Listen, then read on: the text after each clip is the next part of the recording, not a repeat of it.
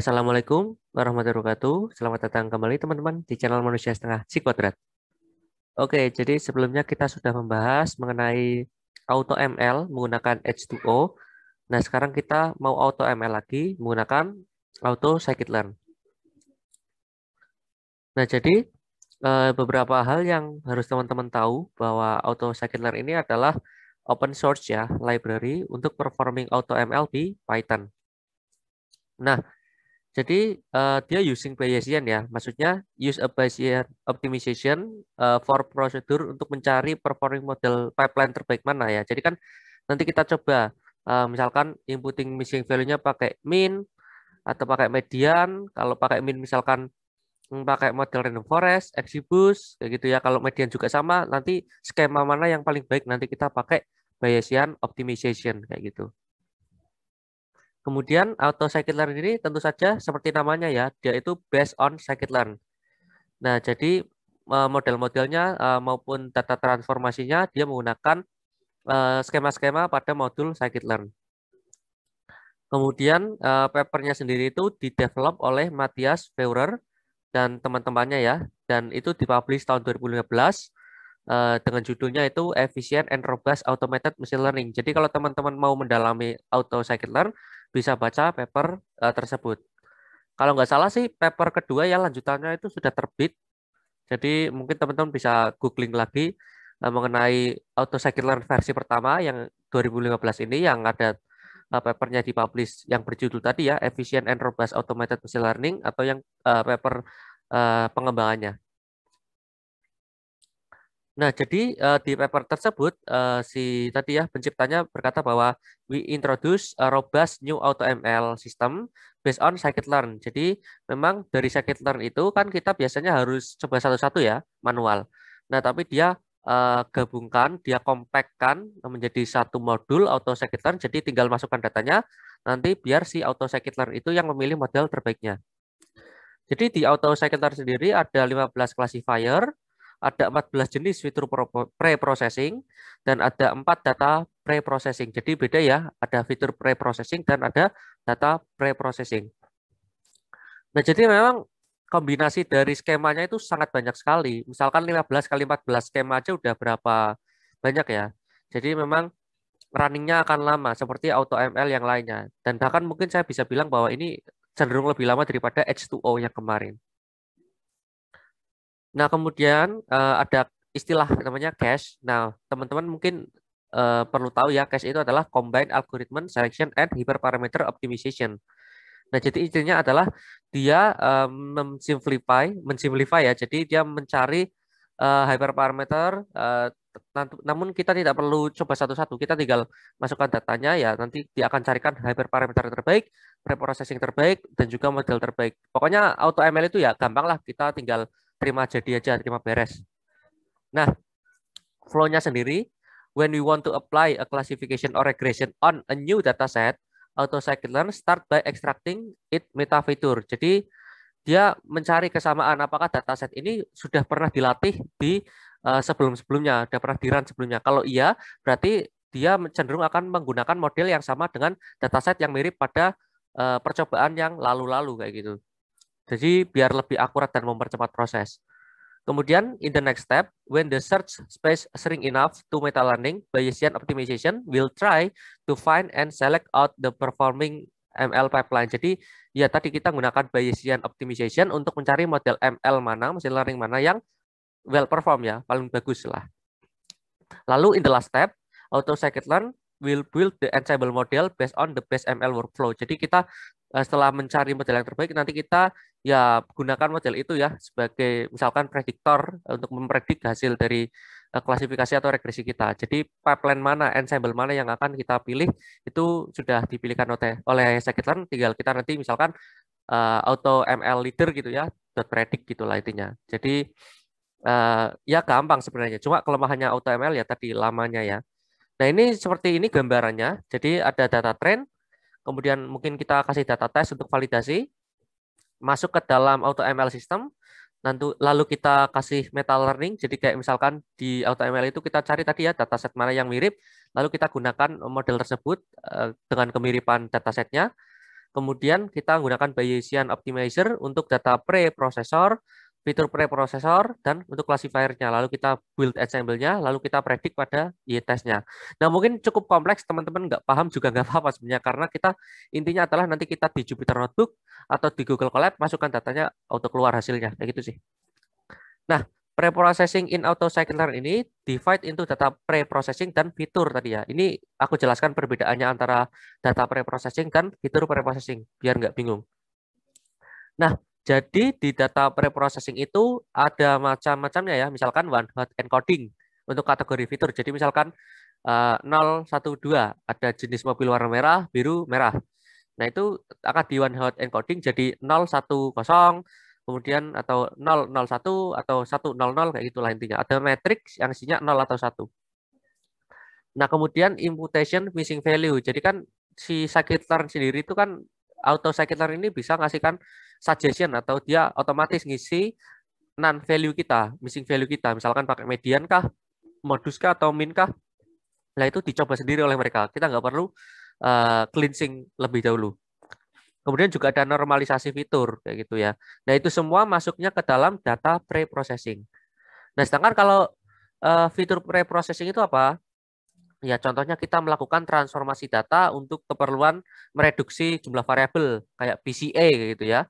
Atau mungkin apa ya, MDS ya, multidimensional scaling atau PCA tadi analisis komponen utama ya, principal component analysis kayak gitu. Bahasa Inggris bahasa Indonesia sama aja ya sebenarnya itu. Nah, jadi lebih ke advance ya, bukan untuk pembersihan secara basic kayak missing value, tapi ini lebih ke preprocessing yang lebih advance kayak gitu ya, untuk fitur preprocessing. Nah, untuk sekedar informasi sampai sekarang ya, itu untuk scikit-learn, auto scikit-learn, yang data preprocessing itu nggak bisa dimatikan ininya, hyperparameter ini. Jadi ya dia pasti akan dilakukan data preprocessing. Sedangkan untuk fitur preprocessing itu bisa dimatikan. Jadi kita bisa tidak menggunakan tadi, misalkan reduksi variabel pakai PCA dan sebagainya. Jadi itu perbedaannya.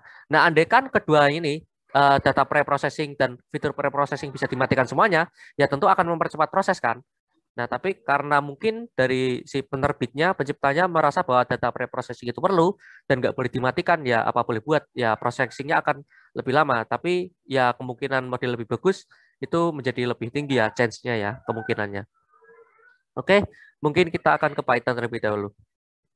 Oke, kita sudah ada di Python ya, lebih tepatnya di Google Colabs karena ya saya tidak install Jupyter ataupun Python di lokal ya. Nah, tapi teman-teman juga bisa di lokal sebenarnya. Jadi yang pertama kita lakukan adalah install beberapa package yang kita butuhkan. Misalkan scikit-learn, kemudian misalkan dash ini ya, kemudian atau auto scikit-learn tentu juga ini ya, utamanya malah auto scikit-learn ini ya. Jadi install apa yang kalian perlukan. Jadi misalkan teman-teman ada error nih, harus install Pandas atau install suatu library, ya ikuti aja gitu. Nah, jadi ini kebetulan saya udah running. Kenapa? Karena tadi cukup lama ya untuk install ini. Jadi udah aku running dulu, install ketiganya, kemudian baru kita import datasetnya. Nah, dataset ini aku ambil dari scikit-learn, tapi kalau teman-teman punya CSV tersendiri atau TXT, ya tinggal upload aja di Google Colab, pakai ini ya. Atau teman-teman di lokal ya tinggal sebutkan aja URL atau link path-nya gitu ya. Kemudian kita gunakan scikit-learn metric buat mengukur kebaikan model kita nanti. Dan auto scikit-learn apa nih? Regresi atau klasifikasi? Nah, kalau kita gunakan klasifikasi ya auto scikit-learn classification. Ini bukan binary parameter ya, tapi binary classification. Ya, mungkin classification ya. Mungkin pas ngantuk kemarin ya nonton Euro 2020. Nah, kemudian di sini kita bisa bagi menjadi apa namanya? Training testingnya. Kemudian ini karena datasetnya dari scikit-learn ya, aku importnya seperti ini ya. Tapi kalau dataset kalian dari CSV ya mungkin akan berbeda. Pakai misalkan pandas.read CSV gitu-gituan ya, ya beda-beda lah. Nah, kalau kita mau lihat data train, data testnya atau variable X, variable Y-nya ya, ini kalau X train-nya kayak gini, jadi dia bentuknya numpy array, ya karena memang kalau udah pakai train test split di scikit-learn akan jadi numpy array ya, punya kalian mau pandas itu atau pakai numpy sebelumnya. Jadi kalau Y-nya sendiri ini binary seperti yang aku bilang tadi, hanya ada 0 dan 1 di kasus ini. Tapi kalau teman-teman kasusnya bukan binary, tapi multi nomial atau banyak ya, bukan hanya 0 atau 1, misalkan 3 kelas gitu ya. Nah, itu bisa lihat di dokumentasinya auto scikit-learn. Itu cukup lengkap sebenarnya sih. Kayak gitu ya. Nah, kemudian untuk auto ML, nah ini nama model kita sih. Bebas kalian mau ganti jadi apa. Ini kita sebutkan auto scikit-learn kita, jenisnya classification. Kemudian auto scikit-learn classifier. Nah, ini wah ini parameternya muncul kan. Tinggal di trial error aja. Menurut kalian yang penting yang mana? Kemudian menurut saya sih yang paling penting itu adalah ya ini ya, time left for this task-nya. Jadi kita batasi biar nggak terlalu lama runningnya, 120 detik misalkan, dengan runtime untuk satu pipeline itu kira-kira ya 30 detik ya untuk satu modelnya. Tapi tidak akan tepat 120 detik juga sih, akan lebih dikit mungkin. Nah, kemudian auto ml.fit biasa ya, kemudian data trend kita untuk X dan Y-nya apa, dan disebutkan datasetnya, dataset yang mana, nama dataset kalian, misalkan dataset DF atau apa ini breast cancer gitu.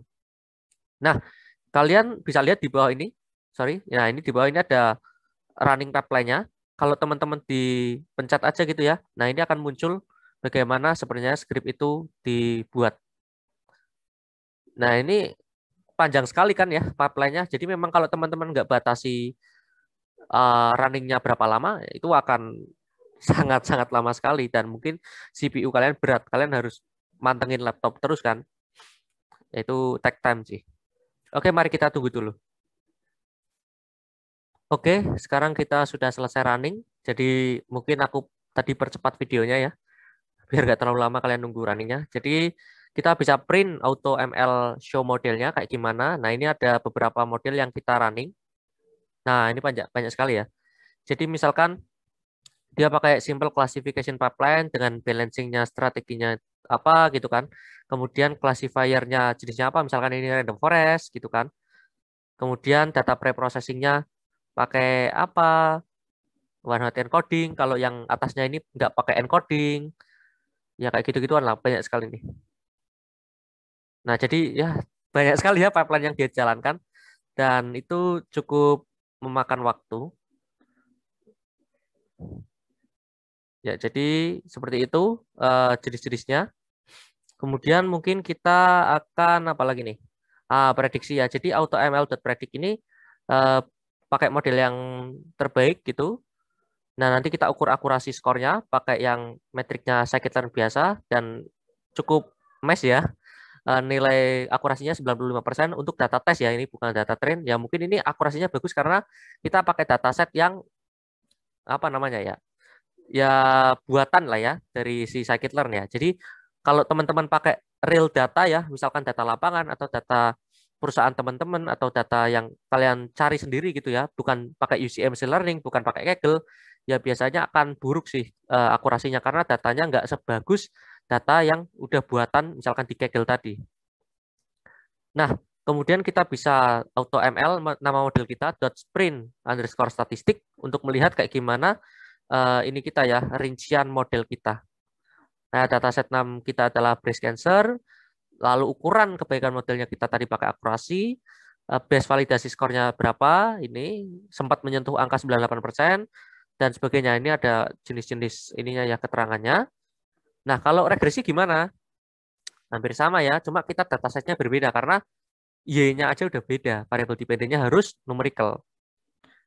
Lalu kita ini ya scikit-learn dataset.load Boston. Jadi ini kita ambil dari scikit-learn lagi datasetnya biar gampang. Tapi kalau teman-teman sekali lagi ya, misalkan pakai CSV atau dari database ya sesuaikan aja importnya. Misalkan kalau CSV tadi ya pakai Pandas ya pakai Pandas. Jangan harus sama, nggak harus sama lah intinya.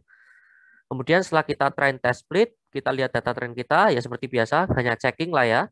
Isinya sampai array. Nah, sedangkan tadi kita lihat ya, Y train kita atau Y test kita itu 0 atau 1. Tapi di sini, nah macam-macam ya. Ada 20,6, 23,1. Intinya adalah real value. Interval rasio lah ya, skalanya.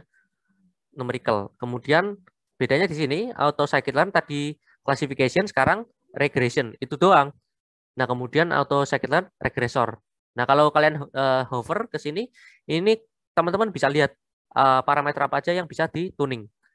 Nah, tapi seperti biasa, karena ini sebenarnya udah auto ML, ya teman-teman harusnya nggak usah pusing-pusing lagi ya setting-setting parameternya. Yang paling penting adalah berapa lama kalian mau nge-run. Kayak gitu sih.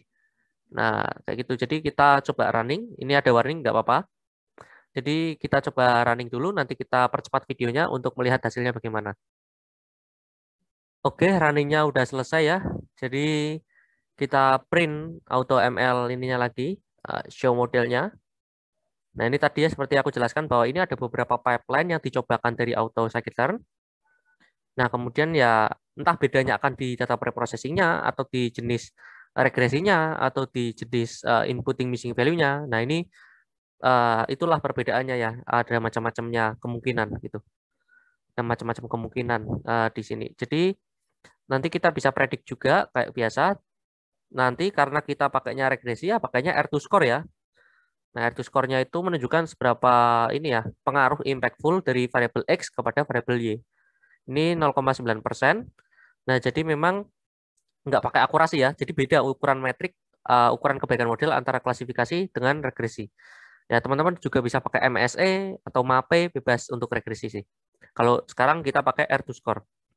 Oke, mungkin cukup sekian. Semoga bisa bermanfaat dan see you next time. Bye-bye.